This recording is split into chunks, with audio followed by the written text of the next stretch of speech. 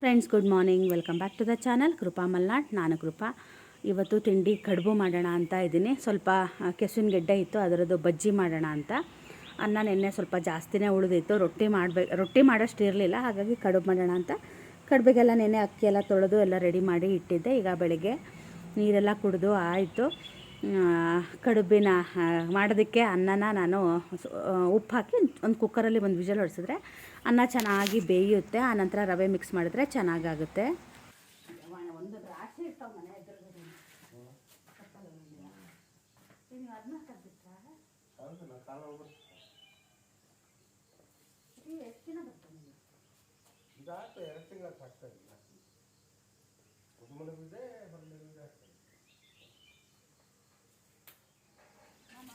Full ತೆಗ್ದಿಲ್ಲ, ಇಲ್ಲೇ clean ಮಾಡಿದೆ.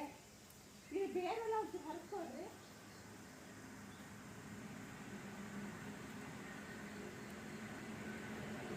ಹಸಿಮೆಣಸು ಖಾಲಿ ಆಗಿತ್ತು. ನಮ್ಮ ಗಿಡದಲ್ಲೇ ತುಂಬ ಹಸಿಮೆಣಸು ಬಿಟ್ಟಿದೆ.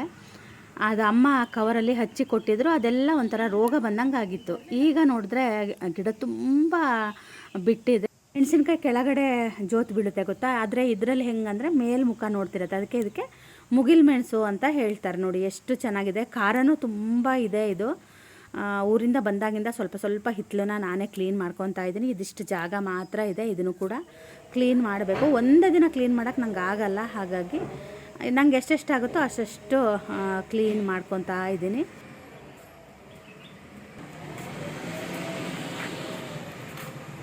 ಸಾರಿನ ಮಾವಿನ ಹಣ್ಣು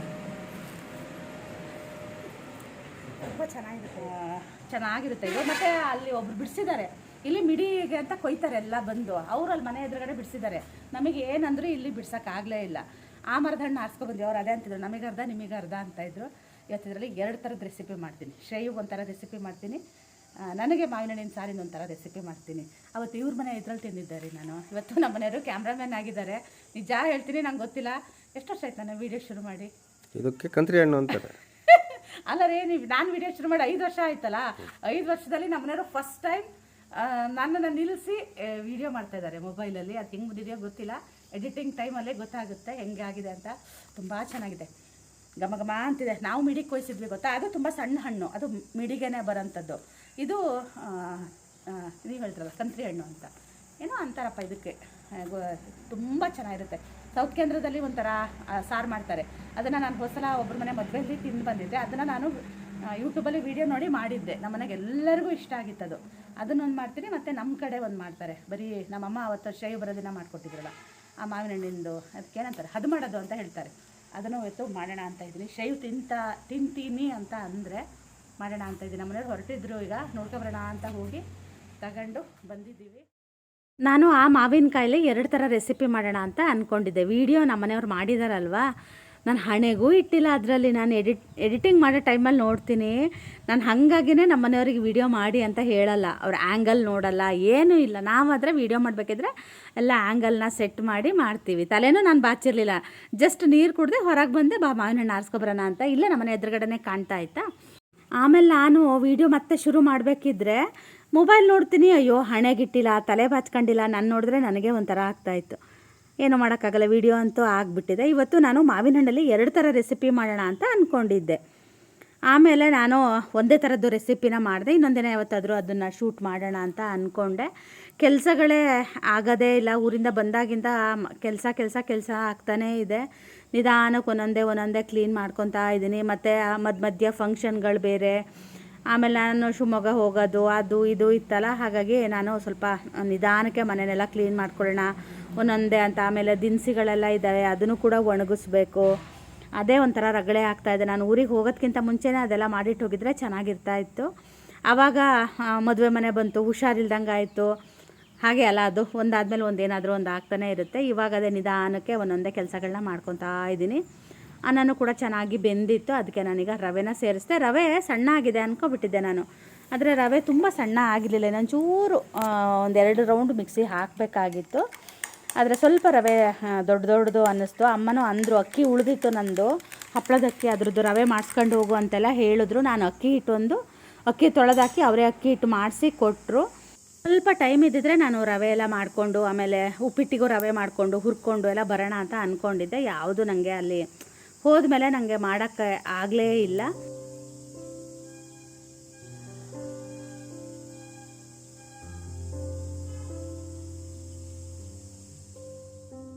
ನಿನ್ನೆ ಸಂಜೆ ಶ್ರೇಯುದು ನಂದು ಜಗಳ ಆಗಿತ್ತು.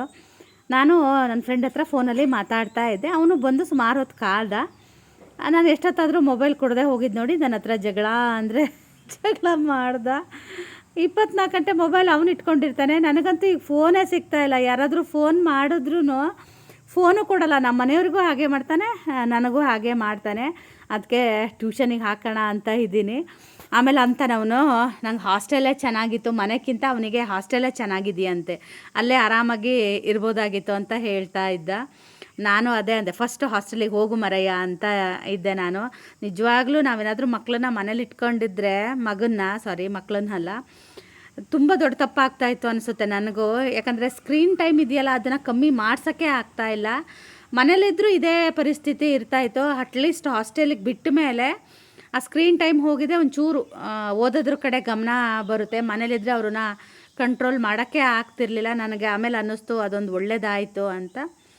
ಹಾಗೆ ನಾನು ಕೆಸುವಿನ ಬಜ್ಜಿ ಕೂಡ ಮಾಡಿದೆ. ನಮ್ಮ ಶ್ರೇಯಿಗೆ ಸಿಟ್ಟು ಬಂದಿತ್ತಲ್ಲ, ನಾನು ಮಾತಾಡಲ್ವೇನೋ ಅಂತ ಅಂದ್ಕೊಂಡಿದ್ದೆ. ಬೆಳಗ್ಗೆ ಎತ್ತವನೇ ನನ್ನ ಮೊಬೈಲ್ ಇಟ್ಕೊಂಡೇ ಕೂತ್ಕೊಂಡಿದ್ದಾನೆ. ನಾನು ಅವನನ್ನು ಮಾತಾಡಿಸ್ಲಿಲ್ಲ. ಆಮೇಲೆ ಅವನೇ ಬಂದ. ಅವನಿಗೆ ನೆನಪು ಇರಲಿಲ್ಲ, ನನಗೆ ನೆನಪಿತ್ತು ಅವ್ನು ಮಾತಾಡಲಿಲ್ಲ ಅಂತ, ಆದರೆ ಅವನಿಗೆ ನೆನಪಿರಲಿಲ್ಲ. ಆಮೇಲೆ ಬಂದು ಒಂದು ಸ್ವಲ್ಪ ಹೊತ್ತು ಮಾತಾಡ್ದ. ಮತ್ತು ಮಕ್ಕಳೇನು ಗೊತ್ತಾ, ಮೊಬೈಲ್ ಸಿಕ್ಕ ಮೇಲೆ ನಮ್ಮ ಹತ್ರ ಮಾತಾಡೋದು ಕಮ್ಮಿ ಆಗುತ್ತೆ. ಊಟ ತಿಂಡಿ ನಮ್ಮ ಜೊತೆ ಕುತ್ಕೊಂಡು ಮಾಡಲ್ಲ. ನಮಗೆ ಅದೊಂದು ಬೇಜಾರು ಅಂತ ಅನಿಸುತ್ತೆ. ಆದರೆ ಏನು ಮಾಡೋದು, ಅವನು ಹಾಸ್ಟೆಲಲ್ಲಿ ಇರೋದಕ್ಕೆ ಈಗೇನು ಮಾಡೋಕ್ಕಾಗಲ್ಲ. ಅವನು ಅಲ್ಲಿದ್ದಾಗೂ ನೋಡಲ್ಲ ಅಂತ ಹೇಳಿ ನಾವು ಸ್ವಲ್ಪ ಇಲ್ಲಿ ಮೊಬೈಲ್ ಕೊಡ್ತೀವಿ. ಅದೇ ಟ್ಯೂಷನಿಗೆ ಹಾಕೋಣ ಅಂತ ಇದ್ದೀವಿ. ಕೇಳ್ಕೊಬಾ ಅಂತ ದಿನ ಹೇಳ್ತಾ ಇದ್ದೀನಿ. ಒಂದಿನನೂ ಹೋಗ್ತಾ ಇಲ್ಲ.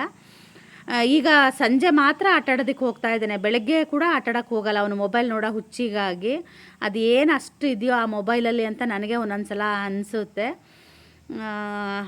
ಮಧ್ಯಾಹ್ನ ನೀರುಗೊಜ್ಜು ಮಾಡೋಣ ಅಂತ ಹೇಳಿ ಅವತ್ತು ಊರಿಂದ ತಂದಿರೋ ಮಾವಿನಕಾಯಿನ ಫ್ರಿಜ್ಜಲ್ಲಿ ಇಟ್ಟಿದ್ದೆ.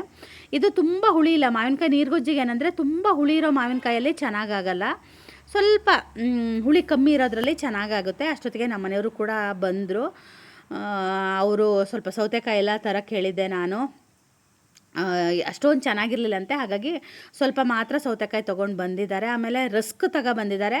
ನಾನು ನಂದಿನಿ ಅವ್ರದ್ದು ರಸ್ಕ್ ಇಷ್ಟ ಆಗುತ್ತೆ, ಇಲ್ಲ ಬ್ರಿಟಾನಿಯಾದವ್ರದ್ದು ಚೆನ್ನಾಗಿರುತ್ತೆ. ಅದೆರಡೂ ಇರಲಿಲ್ಲ ಅಂತ ಯಾವುದೋ ಲೋಕಲ್ ತಂದಿದ್ರು, ಅದಷ್ಟು ಚೆನ್ನಾಗಿರಲಿಲ್ಲ. ನಾನು ಒಂದು ತಿಂದು ನೋಡಿದೆ, ನಂಗೆ ಇಷ್ಟ ಆಗಲಿಲ್ಲ. ನಮ್ಮ ಮನೆಯವರು ಅಂದರು ಅದು ನಿಂಗೆ ಇಷ್ಟ ಆಗಲ್ಲ ಅಂತ ಗೊತ್ತಾಯಿತು, ಆದರೆ ಅವನು ಅಂಗಡಿಯವನು ಕೊಟ್ಟ, ಅದಕ್ಕೆ ತಂದೆ ಅಂತ ಹೇಳಿದ್ರು. ಆಮೇಲೆ ನಾನು ಹಾಗೆ ಅದನ್ನು ವಾಪಸ್ ಕೊಟ್ಟೆ. ಆಮೇಲೆ ಇದು ಎಂತ ಪನ್ನೀರ್ ಬೇಕಿತ್ತು, ಅದನ್ನು ಕೂಡ ತೊಗೊಂಡು ಬಂದರು. ಅದೇ ದಿನಸಿ ಯಾವ್ಯಾವ್ದಿದೆ ಯಾವ್ಯಾವ್ದಿಲ್ಲ ಅಂತ ಮೇಲೆ ಹತ್ತಿಸಿ ನಮ್ಮ ಮನೆಯವ್ರನ್ನ ನೋಡ್ತಾ ಇದ್ದೆ. ಯಾಕಂದರೆ ನಾನು ಊರಿಗೆ ಹೋಗೋದಕ್ಕಿಂತ ಮುಂಚೆನೇ ಮಸೂರು ದಾಲ್ ತಂದು ಇಟ್ಟಿದ್ರು ನಮ್ಮ ಮನೆಯವರು. ಅದನ್ನು ಕೂಡ ಅದೇ ಒಣಗಿಸ್ಬೇಕಾಗಿತ್ತು, ಅದಕ್ಕೆ ಮೇಲೆ ಹತ್ತಿ ಅವರೇ ನೋಡ್ತಾ ಇದ್ದರು. ಆಮೇಲೆ ಶ್ರೇಯನು ಕೂಡ ಈಗ ತಿಂಡಿಗೆ ಬಂದ. ಕಡುಬು ಬೆಂದಿತ್ತು. ನಾವು ಬಾಳೆಕಾಯಿ ಬಜ್ಜಿ ಆದರೆ ತಿಂತಾನೆ ಕಡುಬಿಗೆ, ಇಲ್ಲ ಎಳ್ಳು ಚಟ್ನಿ ಆದರೆ ತಿಂತಾನೆ. ಅವನಿಗೆ ಕೆಸುವಿನಗೆಡ್ಡೆ ಬಜ್ಜಿ ಅಂತ ಗೊತ್ತಿಲ್ಲ. ಇದು ಒಂದೊಂದು ಕೆಸುವಿನಗೆಡ್ಡೆ ಏನಂದರೆ ಸ್ವಲ್ಪ ಲೋಳೆ ಆಗುತ್ತೆ ಬಜ್ಜಿ, ಆದರೆ ಇದು ಹಾಗಾಗಲ್ಲ. ಆದರೆ ಏನಾಗಿತ್ತು ಅಂದರೆ ನಾನು ರುಬ್ಬಿದ್ದು ಬೇಗ ಆಗಿತ್ತಲ್ವ, ಹಾಗಾಗಿ ಎಷ್ಟೇ ಹಾಲು ಮೊಸರು ಹಾಕಿದ್ರೂ ಗಟ್ಟಿಯಾಗಿಬಿಟ್ಟಿತ್ತು. ಮತ್ತು ಹಾಲು ಹಾಕಿದ್ರೆ ಜಾಸ್ತಿ ಆಗುತ್ತೆ ಅಂತ ನಾನು ಏನೂ ಅದನ್ನು ಜಾಸ್ತಿ ಮಾಡಲಿಲ್ಲ. ಹಾಗೆ ತಿನ್ನು ಅಂತ ಹೇಳಿದೆ. ಅದಕ್ಕೆ ಮೇಲಿಂದ ಸ್ವಲ್ಪ ಈರುಳ್ಳಿ ಮತ್ತು ಕೊಬ್ಬರಿ ಎಣ್ಣೆ ಹಾಕ್ಕೊಂಡು ತಿಂದರೆ ಚೆನ್ನಾಗಿರುತ್ತೆ.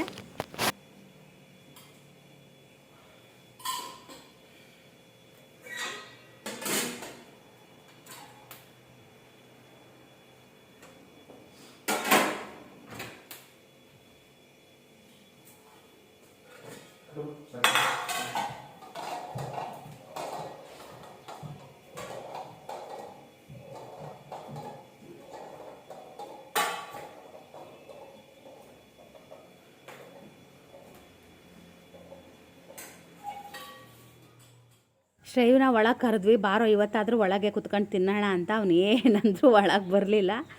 ಅದಕ್ಕೆ ನಾನು ನಮ್ಮ ಮನೆಯವರೇ ಬಂದು ಅವನ ಜೊತೆ ಹೊರಗೆ ಕುತ್ಕೊಂಡ್ವಿ. ತುಂಬ ಸೆಕೆ ಇತ್ತು. ಸೆಕೆ ಅಂದರೆ ಅದು ಹೇಳಬಾರ್ದು, ಅಷ್ಟು ಸೆಕೆ ಇತ್ತು. ಅದಕ್ಕೆ ನಮ್ಮ ಮನೆಯವ್ರು ಫ್ಯಾನರು ಹಾಕ್ತೀನಿ ಅಂತ ಹೇಳಿ ಫ್ಯಾನ್ ಹಾಕಿದ್ರು. ಎಷ್ಟು ಸೆಕೆ ಇದೆ ಅಂದರೆ ಅಪ್ಪ, ವಯಸ್ಸಾದವರೆಲ್ಲ ಹೆಂಗೆ ತಡ್ಕೊತಾರೆ ಅಂತ ನನಗೆ ಒಂದೊಂದ್ಸಲ ಆಶ್ಚರ್ಯ ಆಗುತ್ತೆ. ಶ್ರೇಯನ್ ಕೇಳಿದೆ ಏನು ಮಾಡಲಿ ಅಂತ ಹೇಳಿ. ಅವನಿಗೆ ಅನ್ನ ಸಾರು ಇಷ್ಟ ಆಗಲ್ಲ, ಹಾಗಾಗಿ ದಾಲ್ ಮಾಡಲಾ ಅಂತ ಅಂದೆ. ಆಯಿತು ಅಂತ ಹೇಳ್ದೆ. ಆಮೇಲೆ ದಾಲ್ಗೆ ಎಲ್ಲ ನಾನು ಬೇಳೆನ ತೊಳೆದು ಇಡ್ತೀನಿ ಅಷ್ಟೇ, ನೆನೆಸಿ ಏನೂ ಇಡಲ್ಲ. ತೊಳೆದು ಹಾಗೆ ಇಟ್ಟಿದ್ದೀನಿ. ನೆನೆಸಿಟ್ರೇನಂದರೆ ತುಂಬ ಬೆಂದುಬಿಡುತ್ತೆ. ದಾಲ್ಗೆ ತುಂಬ ಬೇಳೆ ಬೇಯಬಾರ್ದು, ಸ್ವಲ್ಪ ಬೆಂದರೆ ಚೆನ್ನಾಗಿರುತ್ತೆ. ಆಮೇಲೆ ಶ್ರೇಯು ಹೇಳಿದೆ, ನಾನು ಒಂದು ಸ್ವಲ್ಪ ಪಲ್ಯ ಮಾಡ್ತೀನಿ, ಅಂದರೆ ಆಲೂಗಡ್ಡೆ ಪಲ್ಯ ಮಾಡು ಅಂದ. ಅದಕ್ಕೆ ನಾನು ಆಲೂಗಡ್ಡೆ ಮತ್ತು ಇದು ಏನದು ಬೆಂಡೆಕಾಯಿ ಎಲ್ಲ ಇರುತ್ತಲ್ವ, ಅದನ್ನು ಹೆಚ್ಚಿ ಕೊಡ್ತೀಯಾ ಅಂತ ಅಂದೆ. ಹ್ಞೂ ಅಂತ ಹೇಳಿ ಅವನೇ ಹೆಚ್ಚಿ ಕೊಡ್ತಾ ಇದ್ದಾನೆ. ನೆನ್ನೆ ನೋಡಿದ್ರೆ ನಾವಿಬ್ಬರು ಅಷ್ಟು ಜಗಳ ಮಾಡ್ಕೊಂಡಿದ್ವಿ. ನಮ್ಮನೆಯವ್ರು ಅದೇ ಅಂತಾರೆ, ನಿಮ್ಮಿಬ್ಬರ ಜಗಳದಲ್ಲಿ ನನ್ನನ್ನು ಮಾತ್ರ ಮಧ್ಯೆ ಎಳಿಬೇಡ ಅಂತ. ಚಿನ್ನಿ ಇದ್ದರೆ ಚಿನ್ನಿನ ಹತ್ರ ಜಗಳ ಮಾಡ್ತಾನೆ, ಈಗ ನಾನು ಇದನ್ನಲ್ಲ, ಈಗ ನನ್ನ ಹತ್ರ ಜಗಳ ಮಾಡ್ತಾನೆ. ನಂಗೆ ಅದೇ ಆಶ್ಚರ್ಯ ಆಗೋದು. ನಮ್ಮನೆಯವರು ಏನಾದ್ರು ಹೇಳಿದ್ರೆ ಏನು ವಾಪಸ್ ಹೇಳಲ್ಲ ಅವರಿಗೆ, ಆದರೆ ನನಗೆ ಮಾತ್ರ ಹೇಳ್ತಾನೆ. ಒಂದೊಂದ್ಸಲ ನಂಗೆ ಬೇಜಾರಾಗುತ್ತೆ, ಯಾವ್ದಾರೆ ನನಗೆ ಯಾಕೆ ಹೀಗೆ ಅಂತ ಹೇಳಿ. ನಮ್ಮನೆಯವ್ರು ಯಾವಾಗಲೂ ಹೇಳೋದು, ಗಂಡು ಮಕ್ಕಳೇ ಹಾಗೆ ಅಂತ ಹೇಳಿ. ಏನೋ ನಂಗೆ ಗೊತ್ತಿಲ್ಲ. ಶ್ರೇಯು ತುಂಬ ಚೆನ್ನಾಗಿ ತರಕಾರಿ ಹೆಚ್ಚುತ್ತಾನೆ ಮತ್ತು ತುಂಬ ಚೆನ್ನಾಗಿ ಅಡುಗೆ ಕೂಡ ಮಾಡ್ತಾನೆ. ಮ್ಯಾಗಿ ಎಲ್ಲ ತುಂಬ ಚೆನ್ನಾಗಿ ಮಾಡ್ತಾನೆ. ಆದರೆ ಅವತ್ತೊಂದಿನ ಊರಲ್ಲಿ ಮ್ಯಾಗಿ ಮಾಡಿದ್ದ, ಅದೆಂಥದೋ ನೀರು ಥರ ಮ್ಯಾಗಿ ಮಾಡ್ಕೊಂಡಿದ್ದ. ಆಮೇಲೆ ಅವನಿಗೆ ತಿನ್ನೋಕ್ಕೆ ಅದು ಇಷ್ಟ ಆಗಿಲ್ಲ. ಆಮೇಲೆ ಈಗ ಮ್ಯಾಗಿ ಮಾಡೋಕ್ಕೆ ಹೋಗಲ್ಲ ಅವನು, ನನ್ನ ಹತ್ರನೇ ಮಾಡಿಸ್ಕೊಂಡು ತಿಂತ. ನೀನೇ ಚೆನ್ನಾಗಿ ಮಾಡ್ಕೊಡ್ತೀಯ, ಮಾಡಿಕೊಡು ಮಮ್ಮಿ ಅಂತ. ತುಂಬ ಚೆನ್ನಾಗಿ ಹೆಚ್ಚುತ್ತಾ ಇದ್ದ ತರಕಾರಿನ. ನಾನು ಅದೇ ನಿಂತ್ಕೊಂಡು ನೋಡ್ತಾ ಇದ್ದೆ, ಅದು ಹೆಂಗೆ ಹೆಚ್ಚುತ್ತಾ ಇದ್ದಾನೆ ಅಂತ ಹೇಳಿ. ಅವನು ಫಿಂಗರ್ ಚಿಪ್ಸ್ ಎಲ್ಲ ಅವನೇ ಮಾಡ್ಕೊತಾನೆ. ಹಾಗಾಗಿ ಆಲೂಗಡ್ಡೆನ ಸ್ವಲ್ಪ ಅಷ್ಟೇ ದೊಡ್ಡ ಹೆಚ್ಚು, ಆದರೆ ಮಧ್ಯೆ ಇನ್ನೊಂದು ಕಟ್ ಮಾಡು ಅಂತ ಹೇಳಿದೆ. ಬೆಂಡೆಕಾಯಿ ನಾನೇ ಹೆಚ್ಚುತ್ತೀನಿ ಅಂದೆ. ಬೇಡ ಮಮ್ಮಿ, ನೀನು ಬೇರೆ ಕೆಲಸ ಮಾಡ್ಕೊ, ನಾನು ಬೆಂಡೆಕಾಯಿ ಹೆಚ್ಚುತ್ತೀನಿ ಅಂತ ಹೇಳ್ದೆ. ನಾನು ಅಡುಗೆ ಮನೆಯೆಲ್ಲ ಕ್ಲೀನ್ ಮಾಡ್ಕೊಂಡ್ಬಿಟ್ಟಿದ್ದೆ. ಹಾಗಾಗಿ ಅಡುಗೆ ಮನೆಯೆಲ್ಲ ಗಲೀಜು ಮಾಡಬೇಡ ಮಗನೇ ಅಂತ ಅದನ್ನು ಹೇಳ್ತಾಯಿದ್ದೆ. ಮತ್ತೇನಾದರೂ ಜಾಸ್ತಿ ಹೇಳಿದ್ರೆ ಮತ್ತೆ ನಾನು ಕೆಲಸ ಮಾಡಿಕೊಟ್ಟಿದ್ದಲ್ದೆ ನೀನು ನನಗೆ ಇದು ಮಾಡ್ತೀಯ ಅಂತ ಮತ್ತೆ ಬೇರೆ ಜಗಳ ಮಾಡ್ತಾನೆ. ಅದಕ್ಕೆ ಅವ್ನು ಸವಾಸ ಬೇಡ ಅಂತ ನಾನು ಏನೂ ಮಾತಾಡೋಕ್ಕೆ ಹೋಗಿಲ್ಲ, ಸುಮ್ಮನಾಗ್ಬಿಟ್ಟೆ. ಆಮೇಲೆ ತುಂಬ ಚೆನ್ನಾಗಿ ಹೆಚ್ಚಿದ ಬೆಂಡೆಕಾಯಿನೂ ಕೂಡ. ನಾನು ಮಧ್ಯೆ ಎಲ್ಲ ಸೀಳಿ ಮಧ್ಯೆ ಹುಳ ಏನಾದರೂ ಇರುತ್ತೆ ನೋಡಿ ಹೆಚ್ಚು ಮಗ ಅಂದಿದ್ದೆ. ಹ್ಞೂ ಅಂತ ಹೇಳ್ದೆ. ಅವನ್ನೆಲ್ಲ ಹೆಚ್ಚಿ ಹೋದ್ಮೇಲೆ ನಾನು ಅಡುಗೆ ಮನೆಯೆಲ್ಲ ಕ್ಲೀನ್ ಮಾಡಿಕೊಂಡು ಅವನಿಗೆ ಒಂದು ಸ್ವಲ್ಪ ಮಿಲ್ಕ್ ಶೇಕ್ನ ಮಾಡಿಕೊಟ್ಟೆ, ಮಾವಿನ ಹಣ್ಣಿಂದು. ಇವತ್ತು ತುಂಬ ಚೆನ್ನಾಗಾಗಿತ್ತು. ಅವತ್ತೊಂದು ದಿನ ಮಾಡಿದಾಗ ಸ್ವಲ್ಪ ಸಕ್ಕರೆ ಕಮ್ಮಿ ಹಾಕಿಬಿಟ್ಟಿದ್ದೆ. ಇವತ್ತೊಂದು ಚಮಚ ಸಕ್ಕರೆ ಜಾಸ್ತಿ ಹಾಕಿದೆ. ತುಂಬ ಅಂದರೆ ತುಂಬ ಚೆನ್ನಾಗಿ ಆಗಿತ್ತು. ಇದಕ್ಕೆ ಮಿಲ್ಕ್ ಶೇಕಿಗೆ ಏನಂದರೆ ಇದನ್ನು ಹಾಕಬೇಕು, ಮ್ಯಾಂಗೋ ಅಂತೀನಿ, ಸಾರಿ, ವೆನಿಲಾ ಐಸ್ ಕ್ರೀಮ್ ಹಾಕಿದ್ರೆ ತುಂಬ ಚೆನ್ನಾಗಾಗುತ್ತೆ. ನಾನೇನಾದರೂ ಹಾಕೋಣ ಅಂತ ತರಿಸಿಟ್ಕೊಂಡ್ರೆ ನಮ್ಮ ಶ್ರೇಯು ತಿಂದೇ ಖಾಲಿ ಮಾಡಿಬಿಡ್ತಾನೆ. ಹಾಗಾಗಿ ನಾನು ತರಿಸೋದು ಇಲ್ಲ. ಫ್ಯಾಮಿಲಿ ಪ್ಯಾಕೆಲ್ಲ ತರಿಸಿದ್ರೆ ಅಲ್ಲಿ ಹೋದ ಇಲ್ಲಿ ಬಂದ ತಿಂದ, ಊಟ ಆದಮೇಲೆ ಒಂಚೂರು ತಿನ್ನೋಣ ಆಮೇಲೆ ಇಟ್ಕೊಳ್ಳೋಣ, ಆ ಥರದ್ದು ಏನೂ ಇಲ್ಲೇ ಇಲ್ಲ. ಎಲ್ಲ ಒಂದೇ ಸಲ ತಿಂದು ಕುತ್ಕೊಂಡ್ಬಿಡ್ತಾನೆ. ಹಾಗಾಗಿ ನಾನು ತರ್ಸೋಕ್ಕೆ ಹೋಗಲ್ಲ. ತರಿಸಿದ್ರು ಸಣ್ಣ ಸಣ್ಣ ಐಸ್ ಕ್ರೀಮ್ನ ಅಲ್ಲೇ ತಿಂದು ಅಲ್ಲೇ ಖಾಲಿ ಮಾಡ್ಲತ್ತ. ಸಣ್ಣ ಸಣ್ಣದನ್ನೇ ತರಿಸ್ತೀನಿ. ಊಟ ಮಾಡೋದೆ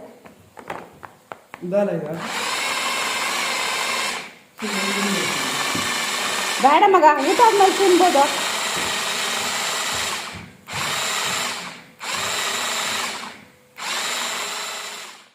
ಇವತ್ತು ಸ್ನಾನ ಎಲ್ಲ ಮುಗಿಸಿ ಬರೋಷ್ಟೊತ್ತಿಗೆ 12:15 ಆಗಿಬಿಟ್ಟಿತ್ತು. ತುಂಬ ಲೇಟಾಗಿತ್ತು. ಶ್ರೇಯಿಗೆ 1 ಗಂಟೆ ಊಟದ ಟೈಮಲ್ಲ, ಊಟ ಆಯ್ತಾ ಅಂತ ಕೇಳ್ತಾ ಇದ್ದ. ಇಲ್ಲ ಮಗ, ಒಂದು 5 ನಿಮಿಷ ತಡಿ ಅಂತ ಹೇಳಿದೆ. ಅದಕ್ಕೆ ನಾನು ಪೂಜೆ ಮಾಡೋಕ್ಕೆ ಹೋಗೋಳೇನೆ ಬೆಂಡೆಕಾಯಿ ಇದನ್ನೆಲ್ಲ ಹುರಿಯೋದಕ್ಕೆ ಅಂತ ಹಾಕೋಗಿದ್ದೆ. ಹಾಗಾಗಿ ನಾನು ವೀಡಿಯೋನ ಮಾಡಲಿಲ್ಲ. ತುಂಬ ಸಲ ರೆಸಿಪಿ ಕೂಡ ಶೇರ್ ಮಾಡಿದ್ದೀನಿ. ತುಂಬ ಚೆನ್ನಾಗಾಗಿತ್ತು ಇವತ್ತು ಬೆಂಡೆಕಾಯಿ ಪಲ್ಯ. ನಮ್ಮ ಮನೆಯವ್ರು ತುಂಬ ಚೆನ್ನಾಗಿ ಮಾಡ್ತಾರೆ. ನನಗೆ ಅಷ್ಟು ಚೆನ್ನಾಗಿ ಮಾಡೋಕ್ಕೆ ಬರ್ತಿರ್ಲಿಲ್ಲ, ಆದರೆ ಇವತ್ತು ತುಂಬ ಚೆನ್ನಾಗಾಗಿತ್ತು. ದಾಲು ಅಷ್ಟೇ ತುಂಬ ಚೆನ್ನಾಗಾಗಿದೆ ಮಮ್ಮಿ ಅಂತ ಹೇಳಿದೆ. ನಾನು ಸ್ವಲ್ಪ ದಾಲ್ನ ಜಾಸ್ತಿ ಮಾಡಿದೆ. ಸಂಜೆಗೆ ಕಡುಬು, ಇವತ್ತು ಬೆಳಗ್ಗೆ ತಿಂಡಿ ಕಡುಬಾಗಿತ್ತಲ್ವ, ಸಂಜೆಗೇನೂ ತಿಂಡಿ ಇರಲಿಲ್ಲ. ಹಾಗಾಗಿ ಗೋಧಿ ಹಿಟ್ಟು ನೆನೆಸಿದ್ರೆ ಅವನಿಗೆ ಚಪಾತಿ ಮಾಡಿಕೊಟ್ರೆ ದಾಲ್ ತಿಂತಾನೆ ಅಂತ ಹೇಳಿ. ಹಾಗೆ ಮಾವಿನಕಾಯಿ ನೀರುಗೊಜ್ಜು ಕೂಡ ಮಾಡಿದೆ. ಮಾವಿನಕಾಯಿನ ಬೇಯಿಸ್ಕೊಂಡು ಅದನ್ನು ಕ್ಲೀನಾಗಿ ಸೋಸಿ ಆನಂತರ ಇಂಗು, ಜೀರಿಗೆ, ಸಾಸಿವೆ, ಒಣಮೆಣಸು ಹಾಕಿ ಒಗ್ಗರಣೆನೂ ಹಾಕಿದೆ. ಅನ್ನನೂ ಬಿಸಿ ಇತ್ತು, ಸಾರು ಬಿಸಿ ಇತ್ತು, ಹಾಗೆ ಪಲ್ಯನೂ ಬಿಸಿ ಇತ್ತು. ಆಮೇಲೆ ಮಾವಿನ ಹಣ್ಣಿನ ರೆಸಿಪಿ ಶೇರ್ ಮಾಡ್ತೀನಿ ಅಂದಿದ್ದೆ. ಸಾರಿ, ಇದೇನೂ ಇಲ್ಲ. ಮಾವಿನ ಹಣ್ಣಿನ ಸಿಪ್ಪೆನ ತೆಗೆದುಬಿಟ್ಟು ಒಂಚೂರು ಉಪ್ಪು, ಬೆಲ್ಲ, ಹಸಿಮೆಣಸನ್ನ ಸ್ವಲ್ಪ ಹಾಗೆ ನುರಿದಿದ್ದೀನಿ ಅಷ್ಟೇ.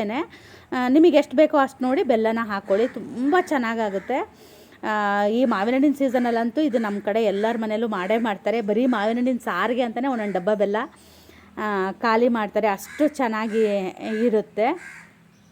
ನಾನು ಇವತ್ತು ಸೋನಾ ಮಸೂರಿ ಅಲ್ಲಿ ಅನ್ನ ಮಾಡಬೇಕು ಅಂತ ಅಂದ್ಕೊಂಡಿದ್ದೆ. ಅದು ಗಡಿಬಿಡಿಗೆ ಮರ್ತೇ ಹೋಯ್ತು. ನಾರ್ಮಲ್ ಅಕ್ಕಿಲೇ ಮಾಡಿದೆ. ಈ ದಾಲ್ ಮಾಡಿದಾಗ ಸೋನಾ ಮಸೂರಿ ಅಕ್ಕಿಲಿ ಮಾಡಿದ್ರೆ ತುಂಬ ಚೆನ್ನಾಗಿರುತ್ತೆ. ಇವತ್ತಿನ ಸ್ಪೆಷಲ್ ಮಧ್ಯಾಹ್ನದ ಊಟ ಇದಾಗಿತ್ತು. ಮಾವಿನ ಹಣ್ಣಿನ ಶಿಕರಣೆ ಅಂತೂ ಸಖತ್ತಾಗಿತ್ತು. ನಾವೇನಂತೀವಂದರೆ ಅದಕ್ಕೆ ಹದು ಮಾಡೋದು ಅಂತ ಹೇಳ್ತೀವಿ, ಚೆನ್ನಾಗಾಗುತ್ತೆ. ಆದರೆ ಈ ಸಣ್ಣ ಮಾವಿನ ಹಣ್ಣಲ್ಲೇ ಅದು ಚೆನ್ನಾಗಾಗೋದು, ಬೇರೆ ಮಾವಿನ ಹಣ್ಣಲ್ಲಿ ಅಷ್ಟು ಚೆನ್ನಾಗಿ ಆಗಲ್ಲ ಅದು. ಮಾವಿನ ಹಣ್ಣಿನ ಸಾಸಿವೆ ಕೂಡ ಮಾಡ್ಬೋದು, ಅಂದರೆ ಕಾಯಿ ಸಾಸಿವೆ ಹಸಿಮೆಣಸು ಎಲ್ಲ ರುಬ್ಬ ಹಾಕಿ ಇದನ್ನು ಹಾಕಿ ಆಮೇಲೆ ಒಂಚೂರೇ ಮೊಸರು ಹಾಕಿದ್ರೆ ಅದು ಕೂಡ ಚೆನ್ನಾಗಿರುತ್ತೆ. ಅದನ್ನು ಕೂಡ ಒಂದಿನ ಮಾಡ್ತೀನಿ. ನನಗೆ ಚಿನ್ನಿಗೆ ಇಷ್ಟ ಆಗುತ್ತೆ. ನಮ್ಮ ಮನೆಯವರು ತಿನ್ನಲ್ಲ, ನಮ್ಮ ಶ್ರೇಯನೂ ತಿನ್ನಲ್ಲ. ನಮ್ಮ ಶ್ರೇಯು ಇದು ಹದು ಮಾಡಿದ್ದನ್ನು ಮಾತ್ರ ಸ್ವಲ್ಪ ತಿಂತಾನೆ, ಬಿಟ್ಟರೆ ಬೇರೆದನ್ನು ಅವನು ಕೂಡ ತಿನ್ನಲ್ಲ. ಹಾಗೆಯೇ ಇವತ್ತಿನ ವ್ಲಾಗ್ನ ಕೂಡ ನಾನು ಇಲ್ಲಿಗೆ ಮುಗಿಸ್ತಾ ಇದ್ದೀನಿ. ಐ ಹೋಪ್ ನಿಮಗೆಲ್ಲ ಈ ವಿಡಿಯೋ ಇಷ್ಟ ಆಗಿರುತ್ತೆ ಅಂತ ಭಾವಿಸ್ತೀನಿ. ನಾಳಿನ ವ್ಲಾಗಲ್ಲಿ ಸಿಗ್ತೀನಿ.